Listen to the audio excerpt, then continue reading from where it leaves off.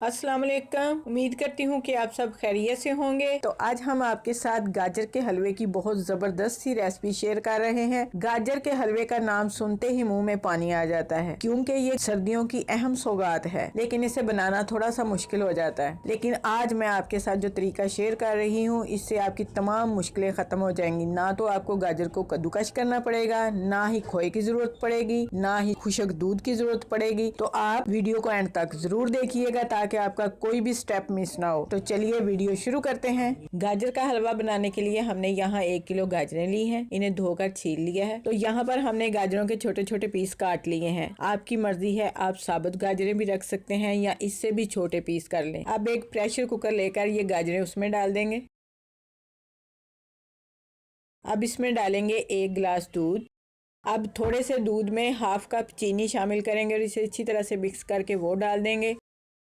4 से 5 अदद छोटी इलायची शामिल करेंगे। अब इसमें डालेंगे देसी घी का 1 चम्मच और प्रेशर कुकर को बंद कर देंगे। आप इसकी जगह कोई सा भी घी इस्तेमाल कर सकते हैं। प्रेशर कुकर को हमने चूल्हे पर रख दिया है। तकरीबन 6 से 7 मिनट तक इसे सीटी लगवाएंगे।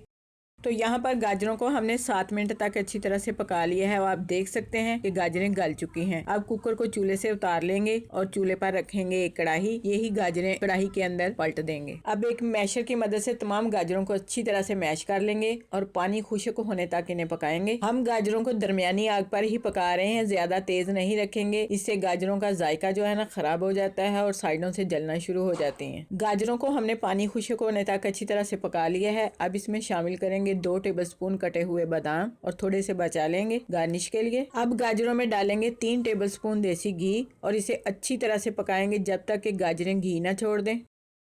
तो अब यहाँ पर आप देख सकते हैं कि गाजरों ने घी छोड़ दिया है। अब चूल्हे पर रखेंगे एक सॉस पैन। इसमें डालेंगे आधा लीटर दूध और इसे उबाल आने तक पका लेंगे। तो यहाँ आप देख सकते हैं दूध को उबाल आ चुका है। अब इसमें शामिल करेंगे 1 नींबू का जूस और दूध को फाड़ लेंगे। तो यहाँ पर दूध अच्छी तरह से फट चुका है। अब एक छन्नी की मदद से इसे छान लेंगे और इसकी खटास निकालने के लिए ताज़े पानी से इसको 2 से 3 मरतबा धो भी लेंगे।